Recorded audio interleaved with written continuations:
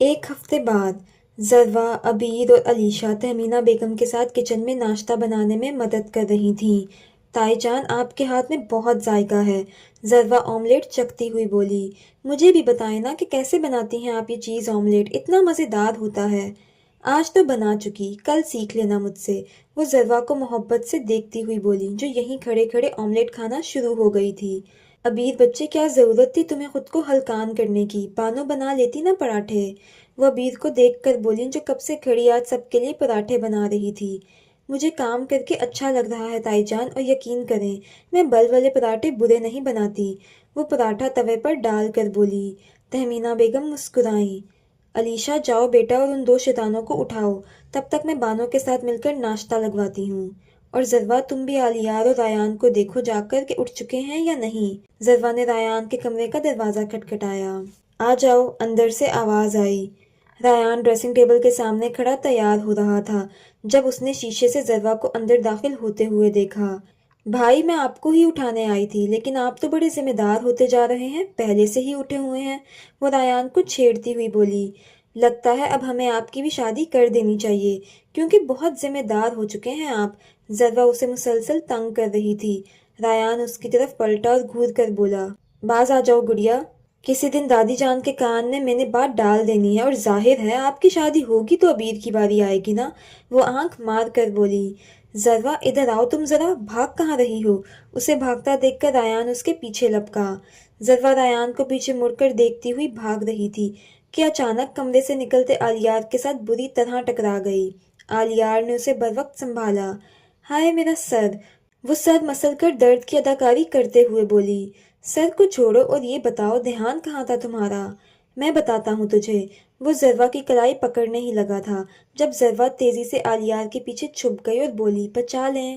آلیار اس کی بچوں والی حرکت پر دل ہی دل میں مسکرایا اور بولا، کیا ہوا ہے، کیوں تو صبح ہی صبح میری معصوم بیوی کے پیچھے پڑا ہے؟ یہ تجھے معصوم لگتی ہے؟ رایان نے صدمے سے کہا۔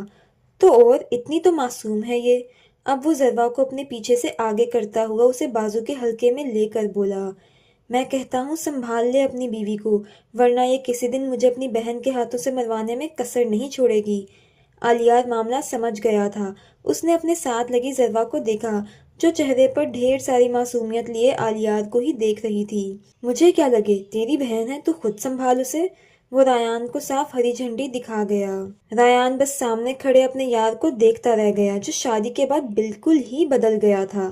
بھائی، اب نہیں کہوں گی نا کچھ، وہ رایان کا ہاتھ پکڑ کر بولی۔ رایان ابھی مسکرایا ہی تھا کہ وہ دوبارہ بول پڑی، لیکن منہ بند رکھنے کی قیمت دینی پڑے گی، روز 5,000۔ آلیار، تو دیکھ رہا ہے اسے دن بدن تیز ہوتی جا رہی ہے یہ، رایان مصنوعی غصے سے بولا۔ اس سے پہلے کہ وہ مزید کوئی بات کرتے، ادھم و روشان کے چلانے کی آواز آئی، اور دیکھتے ہی دیکھتے علیشہ ان کے کمرے سے دوڑتی ہوئی باہر نکلی۔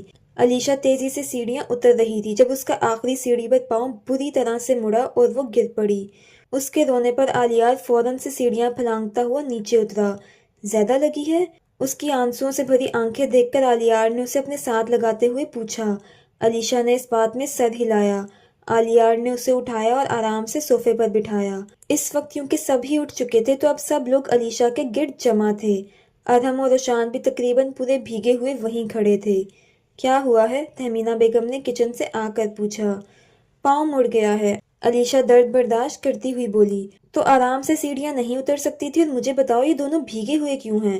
وہ سنجیدگی سے سوال کرنے لگیں۔ امی، میں نے تمہیں انہیں اٹھانے بھیجا تھا، یہ سب کرنے نہیں، آخر کب بڑی ہوگی تم؟ وہ حقیقتاً غصہ ہو رہی تھیں۔ ایک تو تکلیف، اوپر سے امی کا غصہ۔ بھائی، یہ کہتے ہی وہ ساتھ بیٹھے آلیار کے ساتھ بچوں کی طرح لپٹ گئی۔ ارے میرا بچہ، بھائی کی جان، آلیار اس کی پیٹھ سے ہلاتے ہوئے بولا۔ امی، بچے ہیں یہ تینوں ابھی، آپ کو پتہ تو ہے ان کا روز کا یہی سین ہوتا ہے، جانے دیں۔ آلیار نے تینوں کو ایک نظر دیکھا۔ تم ان تینوں کی طرفداری کر کے انہیں مزید بگاڑ رہے ہو، اب وہ آلیار پر غصہ ہو رہی تھیں۔ امی، خدا کا خوف کریں یار، یہ کیسی باتیں کر رہی ہیں آپ؟ سال میں ایک دو بار ہی ایسا موقع آتا ہے جب بھائی ہماری طرفداری کرتے ہیں، ورنہ تو پورا سال ڈانٹ ہی کھانے کو ملتی ہے، کیوں روشان؟ صحیح کہا نا؟ اور ہم نے روشان کو بھی گھسیٹا۔ 100% درست کہا میرے بھائی، روشان نے بھی اس کا بھرپور ساتھ دیا۔ میں بتاؤں تم دونوں کو، آلیار اٹھتا ہوا بولا، نہیں بھائی، آپ وہیں بیٹھے ہوئے اچھے لگ رہے ہیں، اٹھنے کا تکلف مت کریں، ہم تو ایسے ہی ایک جنرل بات کر رہے تھے، ادہم بولا۔ اچھا بھائی چل روشان، کمرے میں چلتے ہیں، انہوں نے جانے میں ہی عافیت سمجھی۔ تہمینہ بیگم ان کی حرکت پر ہنسنے لگیں۔ علیشا پاؤں دکھاؤ اپنا، ریان اس کے سامنے زمین پر بیٹھ کر بولا۔ بھائی کچھ کیجیے گا مت، وہ گھبرائی۔ ہاں نہیں کروں گا کچھ، بس ایک دفعہ دیکھنے دو۔ ریان نے عالیار کو اشارہ کیا اور ایک زوردار جھٹکا اس کے پاؤں پر لگایا۔ وہ درد سے چیخی۔ بس بس گڑیا، ہو گیا۔ وہ اس کا پاؤں چھوڑتا اب اٹھ کھڑا ہوا۔ آپ نے دھوکہ دیا مجھے، وہ ناراضگی سے بولی۔ لیکن دیکھو اب تمہیں درد نہیں ہوگا اور نہ ہی چلنے میں مسئلہ ہوگا، بے شک چل کر دیکھ لو۔ واقعی؟ اس نے عالیار سے تصدیق چاہی۔ ہاں بھائی کی جان، واقعی۔ عالیار انگوٹھے سے اس کے آنسو صاف کر کے بولا۔ علیشا نے چند قدم چل کر دیکھا، جب اسے درد نہ ہوا تو وہ ریان کے گلے لگ کر چہک کر بولی، you are a great doctor بھائی جان، آئی لو یو۔ اگر بہن بھائیوں کا پیار ختم ہو گیا ہو تو ناشتے کی ٹیبل پر آ جاؤ، ناشتہ لگ گیا ہے۔ تہمینہ بیگم ان تینوں کو دیکھ کر بولی۔ آ رہے ہیں امی، عالیار نے جواب دیا۔ عبیر کچھ دیر وہیں کھڑی ہوئی اس گھر کے لوگوں کے بارے میں سوچتی رہی، جو ایک دوسرے سے شدید محبت کرتے تھے۔ اس گھر کے ہر فرد میں محبت کوٹ کوٹ کر بھری تھی۔ وہ دل ہی دل میں اس بات کا اقرار کیے بغیر نہ رہ سکی۔ واہ، یہ پراٹھے تو بڑے لذیذ بنے ہیں، کس نے بنائے ہیں؟ ریان پراٹھوں سے بھرپور انصاف کرتا ہوا بولا۔ عبیر نے بنائے ہیں، تہمینہ بیگم نے جواب دیا۔ ریان نے عبیر کو دیکھا جو جامنی رنگ کی کیپری شرٹ اور سفید دوپٹہ شانوں پر پھیلائے بیٹھی تھی۔ ہاں عبیر، بہت مزے کے ہیں، میں نے آج تک ایسے پراٹھے نہیں کھائے۔ روشان بھی نوالا منہ میں ڈالتا ہوا بولا۔ اچھا، حمزہ بھی یہی کہتا تھا، عبیر کے منہ سے بے ساختہ نکلا۔ سب نے ناسمجھی سے اس کی طرف دیکھا جس کے چہرے پر اب اداسی تھی۔ کون حمزہ؟ مرتضیٰ صاحب نے پوچھا۔ میرا چھوٹا بھائی۔ اس کی آنکھیں نم ہوئیں۔ کہاں ہے وہ؟ ریان نے پوچھا۔ پاکستان میں نہیں ہے، ورنہ اگر وہ یہاں ہوتا تو شاید میرے ساتھ وہ سب نہ ہوا ہوتا، عبیر ضبط سے بولی۔ جو ہوتا ہے اس میں اللہ کی ہی کوئی نہ کوئی حکمت ہوتی ہے۔ آپ یہ بھی تو سوچیں کہ اگر آپ کے ساتھ وہ سب نہ ہوا ہوتا تو شاید آپ اپنے خونی رشتوں سے کبھی نہ مل پاتی۔ ریان دھیمی مسکراہٹ کے ساتھ بولا۔ لیکن مجھے وہ یاد آتا ہے۔ تو کسی نے آپ کو اس سے بات کرنے سے منع تو نہیں کیا نا؟ آپ جب چاہیں اس سے بات کریں۔ ریان نے ایک اور حل نکالا۔ عبیر نے مسکرا کر ریان کی طرف دیکھا جس کے پاس اس کے سارے مسائل کا حل پہلے ہی موجود ہوتا تھا۔ اچھا بچوں، کل رابی کی منگنی ہے تو تم سب کو جو بھی تحائف وغیرہ لینے ہیں یا اپنے لیے جو بھی خریداری کرنی ہے آج ہی کر لینا، کل پر کوئی نہ ڈالے، تہمینہ بیگم ہدایت دیتی ہوئی بولی۔ عبیر، یہ پکڑو۔ مرتضیٰ صاحب نے ایک بھاری رقم عبیر کے ہاتھ میں تھمائی۔ اپنے لیے شاپنگ کر لینا اور موبائل فون بھی خرید لینا، میں بھول گیا تھا کہ تمہارے پاس موبائل فون نہیں ہے۔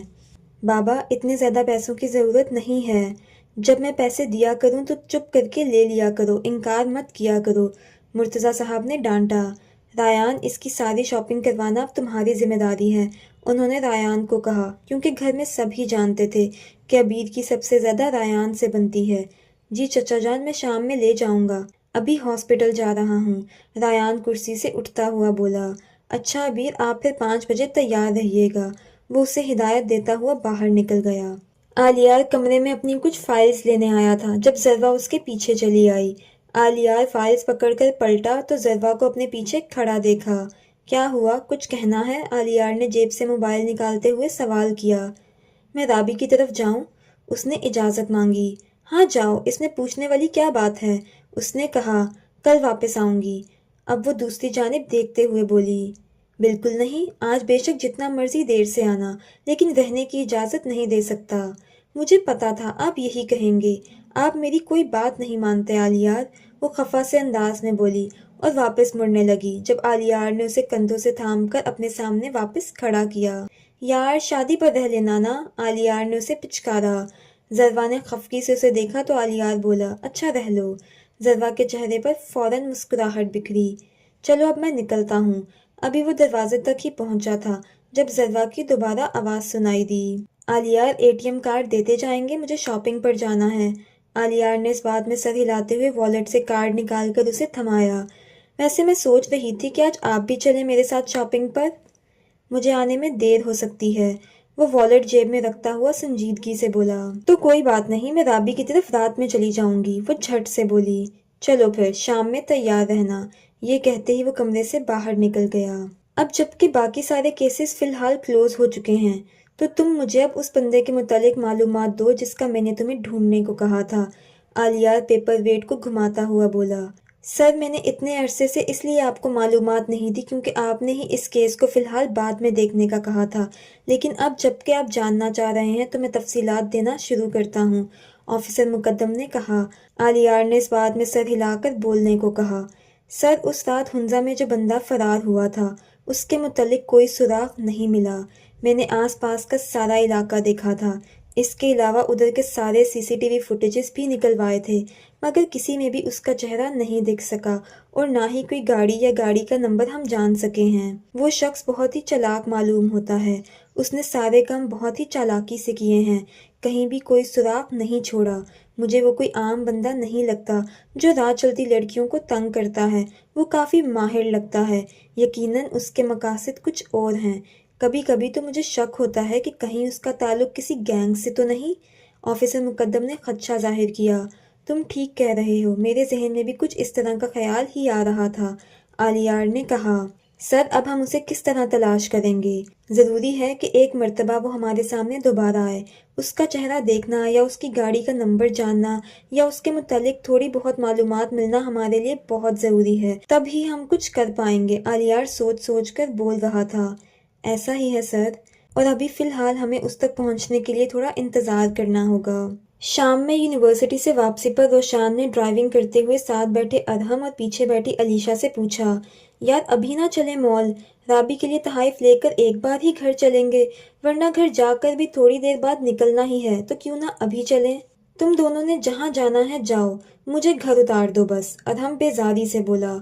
کیوں؟ تجھے کیوں اتاروں؟ ہمیشہ ہر جگہ اکٹھے گئے ہیں، آج بھی اکٹھے ہی جائیں گے، روشان نے گھور کر کہا۔ تجھے ایک بار کی کہی ہوئی بات سمجھ میں نہیں آ رہی؟ مجھے نہیں جانا، تو گاڑی روک، میں پیدل چلا جاتا ہوں گھر، ادہم دبے دبے غصے سے بولا۔ ریلیکس یار، تجھے اتنا غصہ کیوں آ رہا ہے؟ ہم گھر چلتے ہیں، تو تھوڑا آرام کریں، اس کے بعد ہم مال چلیں گے۔ نہ مجھے ابھی جانا ہے نہ رات میں، تم لوگ خود ہی لے لینا جو لینا ہوگا، وہ سنجیدگی سے بولا اور گاڑی سے باہر دیکھنے لگا جیسے مزید بات نہ کرنا چاہ رہا ہو۔ روشان نے اس بات میں سر ہلایا اور آنکھ کے اشارے سے علیشا کو بھی کچھ بھی بولنے سے منع کیا۔ آلیار کمرے میں داخل ہوا تو ضروا سفید کیپری شرٹ پہنے ڈریسنگ کے سامنے کھڑی اپنے بال بنا رہی تھی۔ شیشے سے اس کی نظر کمرے میں داخل ہوتے آلیار پر پڑی تو برش ڈریسنگ ٹیبل پر رکھ کر مڑی۔ آپ آ گئے؟ بیٹھے، میں پانی لے کر آتی ہوں۔ وہ تیزی سے کمرے سے باہر نکلی۔ جب واپس آئی تو آلیار صوفے پر بیٹھا اپنے جوتے اتار رہا تھا۔ یہ لیں پانی پئیں، اور پانی پینے کے بعد فریش ہو جائیے گا، کپڑے نکال دیے ہوئے ہیں میں نے، وہ ٹرے آلیار کے سامنے کرتی ہوئی بولی۔ آلیار نے اس بات میں سر ہلاتے ہوئے پانی کا گلاس پکڑا اور پانی پی کر کھڑا ہوا اور فریش ہونے کی غرض سے واش روم میں گھس گیا۔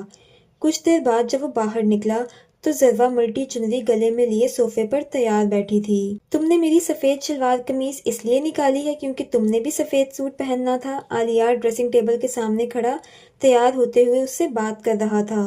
جی بالکل، وہ مسکرائی۔ ضروا بات سنو ذرا، وہ خود پر پرفیوم چھڑک کر مڑا۔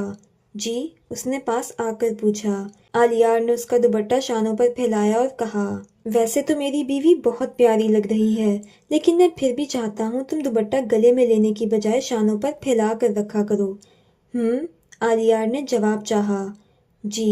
ضروا فرما برداری سے بولی تو آلیار کے چہرے پر جاندار مسکراہٹ آئی۔ ہنس کیوں رہے ہیں؟ اس نے آنکھیں سکیڑ کر پوچھا۔ حیران ہو رہا ہوں کہ میرے ایک ہی مرتبہ کہنے پر تم میری بات کیسے مان رہی ہو، پہلے تو بحث کیے بغیر تمہارے دماغ میں کچھ بیٹھتا نہیں تھا، وہ ہنسا۔ تب کی بات اور تھی، اس نے آلیار کو گھورا۔ کیا بات تھی، ہمیں بھی تو پتہ لگے بھائی۔ آلیار نے اسے چھیڑا اور شو ریک سے جوتے نکال کر پہننے لگا۔ آلیار تنگ نہیں کریں، ضروا نے خفگی سے کہا۔ اچھا نہیں کرتا جناب، وہ دونوں ہاتھ اوپر اٹھا کر بولا۔ میں نیچے جا رہی ہوں، آپ آ جائیے گا۔ اس نے یہاں سے غائب ہونے میں ہی عافیت سمجھی۔ ضروا، کیا آج تم نے قسم کھا رکھی ہے کہ میرا والٹ خالی کروا کر ہی چھوڑو گی؟ آلیار جو کہ اس کے ساتھ 2 گھنٹے سے خوار ہو رہا تھا اب رک کر پوچھ ہی بیٹھا۔ یہ میرا تمہارا کیا ہوتا ہے؟ اور ویسے بھی آپ کا والیٹ میرا ہی تو ہے، تو میں جتنا چاہے خرچ کروں۔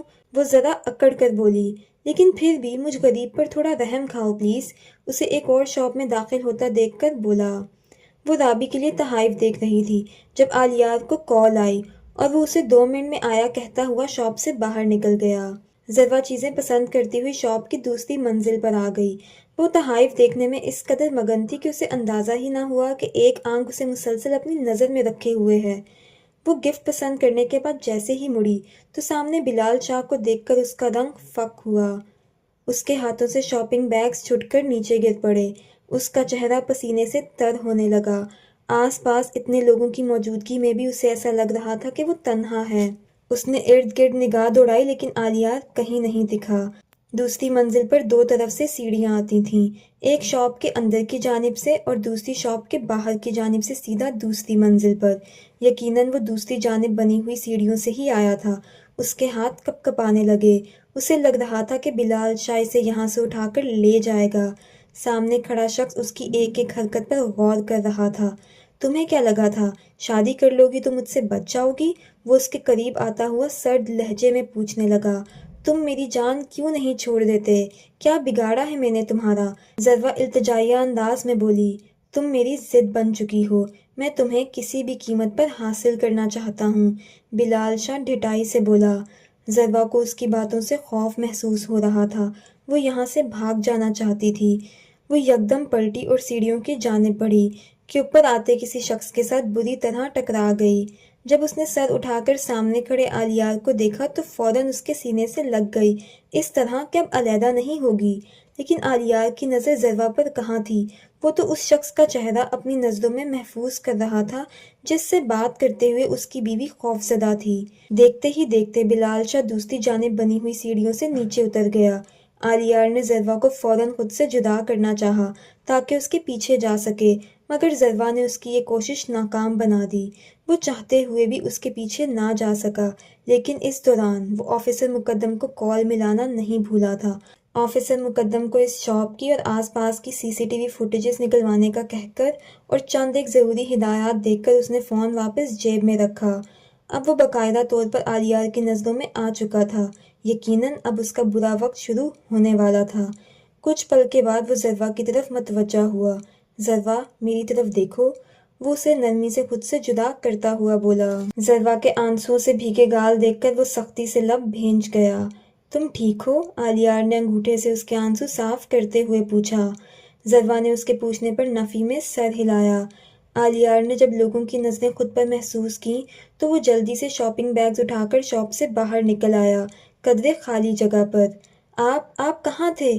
وہ مجھے لے جاتا، وہ عالیار کا بازو پکڑ کر روتے ہوئے غصے سے اس سے سوال کر رہی تھی۔ ایسے کیسے لے جاتا؟ تم SSP مہر عالیار حیدر کی بیوی ہو، کسی معمولی انسان کی نہیں۔ عالیار نے اسے یاد دلایا۔ اگر آج آپ میرے ساتھ نہ آئے ہوتے اور میں یہاں اکیلی آئی ہوتی تو وہ مجھے لے جاتا۔ کیسے ڈھونڈتے پھر آپ مجھے؟ وہ آنسوؤں سے بھری آنکھوں سے اسے دیکھتے ہوئے پوچھ رہی تھی۔ اور اب میں رابی کی طرف بھی نہیں جاؤں گی، مجھے بس گھر جانا ہے، مجھے آپ کے پاس آپ کے ساتھ رہنا ہے، ذرا بھرائی ہوئی آواز میں بولی۔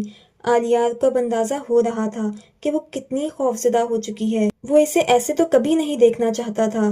ذرا تمہیں کوئی کچھ نہیں کہہ سکتا، نہ ہی کہیں لے کر جا سکتا ہے، اس بات کا وعدہ میں تم سے کرتا ہوں، اور اگر کبھی کسی نے ایسا کرنے کی کوشش کی تو میں اسے ایسی موت دوں گا کہ دنیا یاد رکھے گی۔ وہ مٹھیاں بھینچ کر سختی سے بولا۔ دیکھنا تم، میں کیسے 2-3 دنوں کے اندر اندر اس بندے کو پکڑتا ہوں، اس کے بعد میں نے اس کی کھال نہ ادھیڑ دی تو کہنا۔ عالیار کا لہجہ اس کے غصے کا پتہ دے رہا تھا۔ عالیار، آپ نے پہلے بھی کہا تھا کہ آپ اس معاملے کو دیکھیں گے، تو پھر کیوں وہ اب تک اسی شہر میں دندناتا پھر رہا ہے؟ ذرا نے سامنے کھڑے عالیار سے جواب طلب کیا۔ عالیار نے شکوہ کرتی نظروں سے اسے دیکھا تو وہ چہرہ موڑ گئی۔ کچھ پل ذرا کو دیکھتے رہنے کے بعد عالیار نے گہرا سانس فضا میں خارج کیا اور کہا، ذرا، زندگی میں ہمیشہ سب کچھ ہمارے مطابق نہیں ہوتا، اکثر چیزیں پلان سے ہٹ کر ہوتی ہیں، بعض اوقات کچھ حاصل کرنے کے لیے انتظار کرنا پڑتا ہے، صبر سے کام لینا ہوتا ہے۔ ہماری زندگی کوئی ڈرامہ یا فلم کے کرداروں جیسی تھوڑی ہے کہ جس میں ہیرو ایک رات کے اندر اندر ولن کو پکڑ کر موت کے گھاٹ اتار دیتا ہے۔ حقیقت میں ایسا نہیں ہوتا، حقیقت اس کے برعکس ہوتی ہے۔ وہ کب، کیسے، کس طرح پکڑا جائے گا یہ سب مجھے سوچنے دو، میں اس مسئلے کو خود دیکھ لوں گا، یہ تمہاری سوچنے کی باتیں نہیں ہیں۔ آلیار کا لہجہ اب کی بار خاصا سنجیدہ تھا۔ آج یہ سب سمجھا رہا ہوں، ہر بار نہیں سمجھاؤں گا۔ اس نے تھوڑا جھک کر زروا کی طرف دیکھ کر سنجیدگی سے کہا، اور کیا تمہیں مجھ پر یقین نہیں؟ آلیار نے اس کا چہرہ ٹھوڑی سے پکڑ کر اوپر اٹھا کر پوچھا۔ ہے، جواب جھٹ سے آیا۔ کتنا؟ اتنا کہ مجھے پتا ہے کہ آپ مجھ تک پہنچنے والی ہر پریشانی خود پر لے لیں گے، وہ پر اعتماد لہجے میں بولی۔ بس پھر مجھ سے وعدہ کرو کہ تم اس سے متعلق کچھ نہیں سوچو گی۔ اور یار میں ہوں نا سب سوچنے کے لیے، تمہاری حفاظت کرنے کے لیے، پھر تمہیں کس بات کی فکر؟ ہاں اگر میں زندہ نہ ہوتا تب تم خوفزدہ اور پریشان ہوتی تو کسی حد تک جائز بھی تھا۔ آلیار اس کا ہاتھ اپنے ہاتھ میں لے کر بولا۔ بہرحال بھابھی تمہارا انتظار کر رہی ہے، کل اس کا بہت اہم دن ہے اور تم اس کے گھر لازمی جاؤ گی۔ آلیار اس کا ہاتھ مضبوطی سے پکڑ کر اب مال سے باہر نکلتا ہوا بول رہا تھا۔ نہیں، مجھے کہیں نہیں جانا، اس نے فوراً انکار کیا۔ میں نے تم سے پوچھا نہیں ہے کہ تم جاؤ گی یا نہیں، میں نے تمہیں کہا ہے کہ تم نے جانا ہے۔ آلیار نے ایک نظر زروا کو دیکھ کر سنجیدگی سے کہا۔ آلیار، زروا نے کچھ کہنا چاہا۔ میں نہ نہیں سنوں گا زروا، تم ادھر جاؤ گی اور یہ بات فائنل ہے، اس نے تھوڑا سخت لہجے میں کہا۔ تو زروا کو چاروں ناچار راضی ہونا ہی پڑا، کیونکہ وہ آلیار کی ڈانٹ سننے کا ارادہ نہیں رکھتی تھی۔ سب لاؤنج میں بیٹھے ہوئے تھے، عبیر اور علیشا اپنی اپنی لائی ہوئی چیزیں سب کو دکھا رہی تھیں، جب لاؤنج کا دروازہ کھلا اور آلیار اور زروا اندر داخل ہوئے۔ ہو گئی شاپنگ تم دونوں کی بھی؟ ان کے بیٹھتے ہی تہمینہ بیگم نے پوچھا۔ جی تائی جان، زروا نے جواب دیا۔ علیشا گڑیا ذرا ایک گلاس پانی پلانا، آلیار نے علیشا کو مخاطب کیا۔ ابھی لائی بھائی، علیشا اپنی گود میں موجود شاپر سائڈ پر رکھ کر اٹھی اور کچن کی طرف بڑھ گئی۔ کچھ دیر بعد وہ پانی کا گلاس لیے واپس آئی۔ آلیار نے پانی کے چند گھونٹ لینے کے بعد ارحم کی غیر موجودگی کے بارے میں دریافت کیا۔ اوئے شیطان، تمہارا ساتھی کدھر ہے؟ آلیار نے روشان سے پوچھا۔ اس کے پوچھنے کے انداز پر سبھی مسکرا دیے، سوائے روشان کے۔ پتہ نہیں بھائی اسے کیا ہوا ہے، صبح سے نہ زیادہ بات کر رہا ہے، نہ ہمارے ساتھ گفٹس لینے گیا، اور تو اور رات کا کھانا بھی نہیں کھایا۔ پہلی دفعہ روشان کے چہرے پر اپنے بھائی کے لیے پریشانی صاف جھلک رہی تھی۔ امی، اس کی طبیعت تو نہیں خراب؟ آلیار نے تہمینہ بیگم سے پوچھا۔ نہیں، بس کہہ رہا تھا سر میں درد ہے، سونا چاہتا ہوں۔ چلے میں دیکھتا ہوں اسے۔ ان دو شیطانوں کی وجہ سے ہی تو ہمارے گھر میں رونق ہوتی ہے، اب ایک غائب ہے تو دوسرا بھی منہ لٹکا کر بیٹھا ہے۔ اوئے تم تو کم از کم مسکرا لو، ہمیں یہ احساس تو دلاؤ کہ ابھی بھی ایک شیطان ہمارے درمیان موجود ہے۔ رایان اس کے بال خراب کرتا ہوا شرارت سے بولا۔ رایان کے کہنے پر روشان نے نہ چاہتے ہوئے بھی 32 دانتوں کی نمائش کی۔ آلیار آہستگی سے دروازہ کھول کر اندر داخل ہوا۔ کمرہ اندھیرے میں ڈوبا ہوا تھا۔ اس نے آگے بڑھ کر لائٹس آن کی اور بیڈ پر لیٹے وجود کی طرف بڑھا۔ اس کے قریب بیٹھ کر اس کا سر اپنی گود میں رکھ کر نرمی سے بولا، بھائی کی جان اٹھو۔ ارحم نے کسی کی موجودگی محسوس کی تو فوراً آنکھیں کھولی، لیکن آلیار کو دیکھ کر دوبارہ آنکھیں بند کر گیا، کیونکہ آلیار نرمی سے اس کے سر پر ہاتھ چلا رہا تھا، جو کہ وہ محسوس کرنا چاہتا تھا۔ کیا ہوا ہے، کیوں اس طرح بند ہو کمرے میں؟ کچھ نہیں ہوا ہے بھائی، آتا ہوں ابھی باہر۔ وہ آلیار کا ہاتھ اب اپنے سر سے اٹھا کر اپنے ہاتھ میں لے چکا تھا، کسی ننھے بچے کی طرح۔ کوئی پریشانی ہے؟ اس نے ارحم کی آنکھوں میں جھانک کر پوچھا۔ ایک پل کو اس کا دل کیا کہ آلیار کو بتا دے کہ اسے رابی چاہیے، لیکن اگلے ہی لمحے ارادہ بدل لیا اور نفی میں سر ہلایا۔ آلیار بغور اس کے چہرے کے اتار چڑھاؤ دیکھ رہا تھا اور کچھ جانچنے کی کوشش کر رہا تھا۔ بھائی اب میری طرف ایسے تو مت دیکھیں، ارحم نے کہا۔ اچھا نہیں دیکھتا، آلیار اس کا سر محبت سے چوم کر بولا۔ آلیار جب پیار کرنے کو آتا تھا تو کوئی اس جیسا پیار نہیں کر سکتا تھا، اور جب ڈانٹنے کو آتا تھا تو کوئی اس جیسا جلاد نہیں ہو سکتا تھا۔ بھائی پتہ ہے میں کیوں بند تھا کمرے میں؟ اب وہ جان بوجھ کر بول رہا تھا تاکہ آلیار کا دھیان خود پر سے ہٹا سکے۔ کیوں بند تھے؟ اس نے پوچھا۔ کیونکہ میں آپ کے چہرے پر اپنے لیے فکر اور محبت دیکھنا چاہتا تھا۔ میں چاہتا تھا کہ آپ میرا حال احوال پوچھیں، مجھے توجہ دیں اور یقین کریں۔ جب آپ میری فکر میں کمرے میں آتے ہیں نا تو پورے کے پورے والد صاحب لگتے ہیں میرے۔ وہ آنکھوں میں شرارت لیے بولا۔ یعنی کہ تم کہنا چاہ رہے ہو کہ تمہیں مجھے پریشان دیکھنا اچھا لگتا ہے؟ آلیار نے بھی اسے چھیڑا۔ خدا کا خوف کریں بھائی، میں نے ایسا کب بولا؟ اب وہ آلیار کی گود سے سر اٹھا کر اٹھ بیٹھا، مذاق کر رہا تھا۔ خیر اگر زیادہ سر میں درد ہو رہا ہے تو دبا دوں؟ آلیار نے عام سے انداز میں پوچھا۔ بھائی، وہ تقریباً چیخ ہی پڑا، آپ سے اپنی خدمت کروانے سے پہلے میں مرنا پسند کروں گا۔ بھلا آپ میرے بڑے بھائی ہو کر میرا سر کیسے دبا سکتے ہیں؟ مجھے یہ چیز بالکل نہیں پسند، ارہم ناراضگی سے بولا۔ یہ مرنے مرانے والی بات آئندہ نہ سنوں میں تمہارے منہ سے، آلیار نے سنجیدگی سے ڈپٹ کر کہا۔ ٹھیک ہے، تو آپ بھی مجھ سے اس طرح کی بات نہ کیجیے گا کبھی، چھوٹے بڑوں سے خدمت کرواتے ہوئے اچھے نہیں لگتے۔ وہ ایک خفا سی نظر آلیار کے چہرے پر ڈال کر بولا۔ اچھا بھائی، چلو پھر نیچے آؤ اور کھانا کھاؤ تاکہ دوائی لے سکو۔ وہ کھڑا ہوتا ہوا اسے بھی اٹھنے کا کہہ رہا تھا۔ چلیں۔ ارہم سلیپرز پہن کر آلیار کے ساتھ کمرے سے باہر نکل گیا۔